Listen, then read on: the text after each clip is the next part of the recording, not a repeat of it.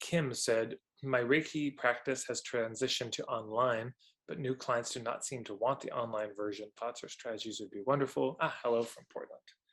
Portland, home of Powell's, which I have a long-term date with at some point. I'm going to go down there with like $3,000, a bunch of boxes, and do some damage to that place. Okay, so right, you're transitioning something online and people don't want to go online. My guess is they don't, it's a credibility thing. Yeah, I can see that it works when your hands are hovering over me, but over the internet, I don't trust that it works. That would be my guess. But here's one of the things I would do. The very first thing, whenever you have an offer and it's not working, it's not getting the response you think it should, one of the most important things to do is just to ask why. You can email your list directly and you can just say, look, I put out this offer and there was no response. And I'm curious as to why. I'd love to hear your feedback on this. And you could even give them some options, if you want, like, was it the price? Is it the timing? Is it just, this doesn't, I don't believe this would work online. What is it? Because you may just find it's not that at all. It could just be a coincidence. That's possible, but it may be something like that. So I would ask, number one. But also, here's the other thing. There's that cost and an opportunity to going online. The cost, besides the cost of the planet of this thing, is, sometimes the people who saw you locally, when you were more of a generalist, don't feel drawn to see you anymore. Because now, if they're going to go online, they've got a choice of anyone, anywhere in the world. So they can find something that is exactly what they want. So the general rule, I would say, I call this, there's a video I did about this called the inverse law of geography. But in short, it's this. The narrower the geographic range you have, the broader your niche will have to be. If you live in a town of 100 people, you kind of have to be a generalist. In fact, you're probably going to have multiple gigs. If you live on Salt Spring Island or Bainbridge or, somewhere off the coast, you probably have multiple hustle unless you work online. But if you're working locally, you probably work in a cafe. Maybe you're also a farmer. Maybe, it's just, there's not enough people probably to sustain one thing. But if you're in a big town, let's say like New York or London, England, or Tokyo or something, well, now you can't afford to be such a generalist. And if you're on the internet and now it's billions of people, you have to get or you don't have to do anything, but the narrower you niche, the more likely it is to work. Because here's something that nobody has said, probably ever, but certainly not even in the last 20 years. Oh my God, can you believe my luck? There's a life coach on the internet. Oh my God, I found a holistic healer on the internet. This is a miracle. I didn't know they existed on the internet. I joke, whenever I go to like Victoria or Vancouver to do a workshop, I'll talk about yoga and I'll pause and say, oh, are there any yoga teachers in town? Because of course, everybody's a yoga teacher. So it's so saturated. And so the internet is even more saturated. And imagine this, you go to, you get migraines and you go to the drugstore and there's one pill and it's pretty cheap. And it says generally make you better pill. There's another pill, it's 10 times the price, but it says definitely make migraines go away tomorrow pill, or within an hour. Which one do you buy? You see what I'm saying? That first one is like, well, it's cheaper, but it's relevant, shallow and wide. Yes, I want to feel better. Generally make you feel better. That's okay, that's good. But that's shallow and it's wide. It's not narrow and deep. Do you have a migraine you want it to go away right away? Yeah. So we want to go narrow. And so this is part of the transition of going online to say, okay, I have Reiki. So the sadness is losing all these local clients. The opportunity is, okay, which of those clients did I actually like working with? What are the issues I most want to help? Where have I struggled in my life? So this is the deep, narrow niching where you think, okay, I could, now on the internet, I can afford to go very narrow and pick just exactly who I want to work with on all 4 of these levels. Locally, maybe I couldn't be so picky and choosy because shit, I got to pay the bills and I don't like Frank very much, but he's a regular customer. So what are you going to do? But on the internet, each one of these, you can get hyper narrow. I mean, so narrow you would think, Tad, I can't do that. I'll lose people. No, you probably gain more people. And particularly on the issue. And here's part of the thing too, is because let's just imagine, and I would guess that the issue is a credibility one. How could this help? It's unbelievable, the distance, would change something. But if you narrow onto a very specific issue, the fact that you're specializing in an issue itself builds credibility. Especially if they read something you write, watch some videos you've done, they say, wow, this person really understands this issue. They're going to trust you more. The most untrustworthy, hype-filled thing somebody can say is, oh, the best part is Reiki can help everyone with everything. You see what I'm saying? It just sounds like hype. It sounds like, I don't believe you. It's shallow and wide relevance versus I do Reiki, but I apply it to people in this situation, dealing with this issue, feeling this kind of pain, wanting this result. The other beautiful part about this is, whereas maybe locally you get pigeonholed as a Reiki practitioner, maybe you have some other modalities, maybe you just have some other opinions about these things. So let's say do you have an idea, Kim, of what the issue is you might want to work with people on? Two of them. I am a divorce resilience coach. And I have also been an Airbnb host coach. So those are two. And what I really love to do is teach.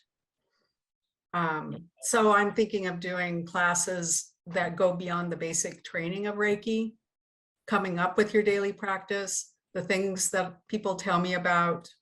Other practitioners and clients tell me, oh yeah, I took Reiki as continuing ed for massage therapy. I'd like to do it again, but I don't know how. I'm getting that a lot lately. So those are kind of the three areas that I could.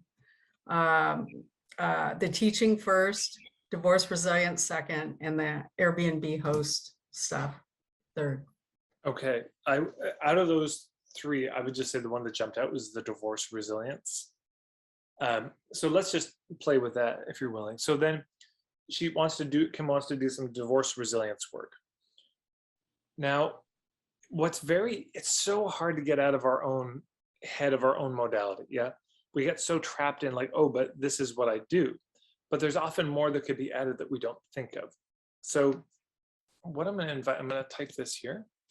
So divorce resilience brainstorm.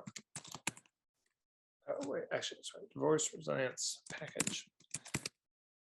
And this is, we're going to imagine this is going to be the gold package, the premium package, the whole enchilada package that Kim could come up with and sell for a lot of money.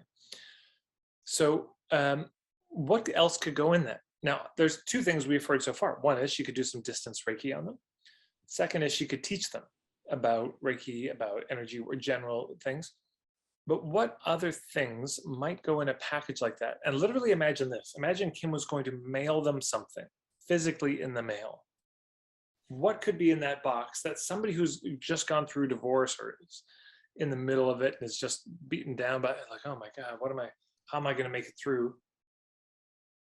What is it that they could get as a part of a whole package? Yeah. So I'm going to set a timer for 3 minutes.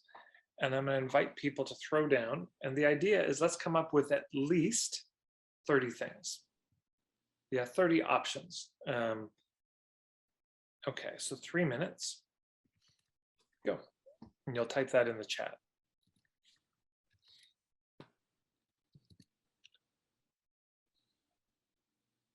Great. Finances, how to talk to kids. Oof, man, that's great. Right, anxiety, overwhelm, strong emotions. So those are situations, but that's not what will go in the package. What types of things could go in the package that would help with finances? What types of things could help them talk with their kids? What kind of things would help with anxiety, overwhelm, strong emotions? Yeah. So we're thinking of very practical, literally think, I want to be able to picture this in a box. What's the physical thing that they would get?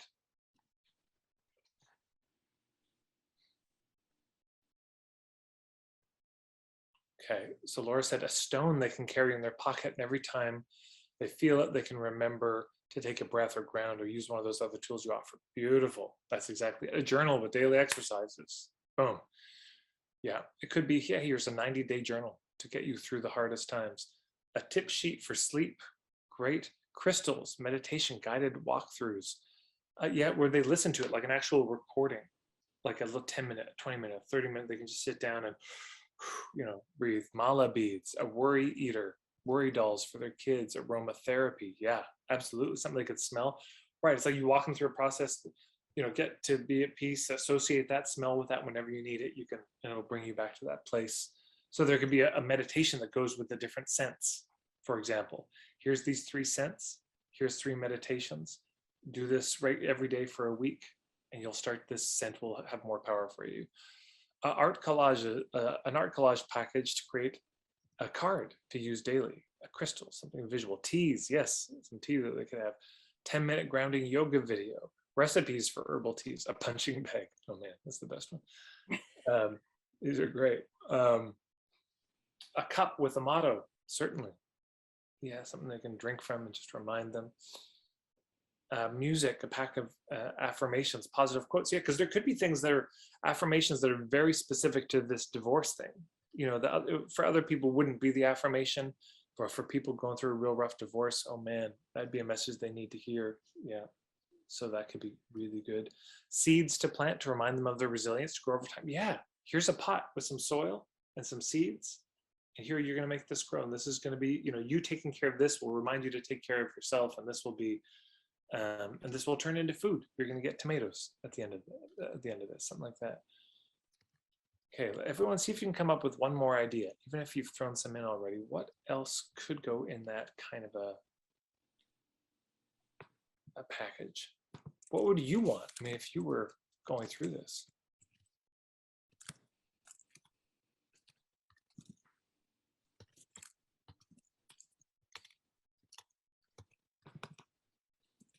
Okay, we've got a list of other practitioners that could help with things you don't specialize in, right? Maybe there's a parenting coach. You say, look, if you're struggling with parenting, go this.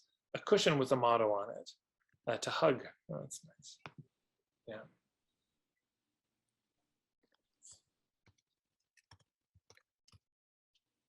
Okay, now I'm going to put a scarf knitting kit, right, to learn how to hug and love themselves. Again, to broaden their abilities after their marriage and care for themselves. Again, quick, easy recipes for healthy comfort food. Nice, right? Don't get so depressed that you now aren't taking care of your health because you're eating shitty food. So here's some things you can do. A handwritten note that shares something personal and helps them feel like what they're going through is normal and okay, and there is another side. I could even see them timed out. Read this one immediately. Read this one in a week. Read this one in a month. This one in 2, spacing it out possibly. A book on one of the topics they need help with. Huge. Because maybe you wrote the book, but maybe there's it's like, no, this is the book. I can't do any better than this book. Everyone who's going through divorce needs to read this book. You could send that. A puppy, definitely. The difference between a standard divorce and collaborative divorce reprint. Yeah, so that could be a book. That could be a, beautiful. These are great ideas. So I'm going to put a link here. One sec. It's called the 33 elements that service providers can include in their premium packages. These are things, a journal is one of them actually. But you'll see 33 more things. And so this is the next step I'd invite you to do, Kim, is, also let me send you this.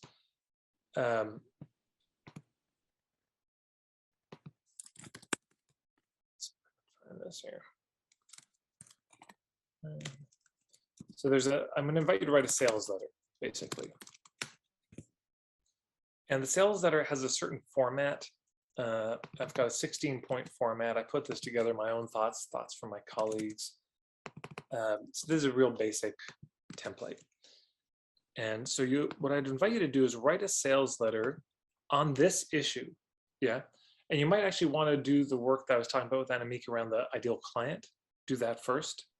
And then take that, turn that into a sales letter where you say, hey, you're this kind of person going through this kind of divorce, or you're out the other side. It's really rough. And so I've come up with this package as a way to help you.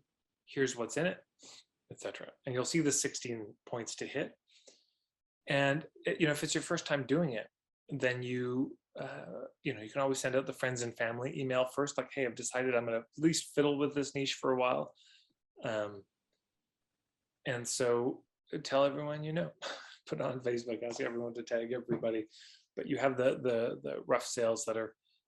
And a similar process, actually, by the way, with the sales letter, write it, let it sit for a week or so, go back, print it off, read it on paper, edit it, let it sit for a week, give it to a friend and say, can you come over or over Zoom, just read it out loud to me and let me just close my eyes and hear it.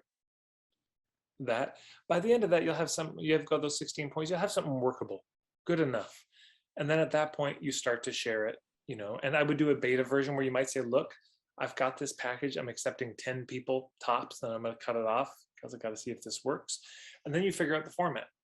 Maybe this is a 30-day thing, maybe it's a 10-day something, maybe it's a year-long, I don't know, whatever timing makes sense, probably shorter for the first one.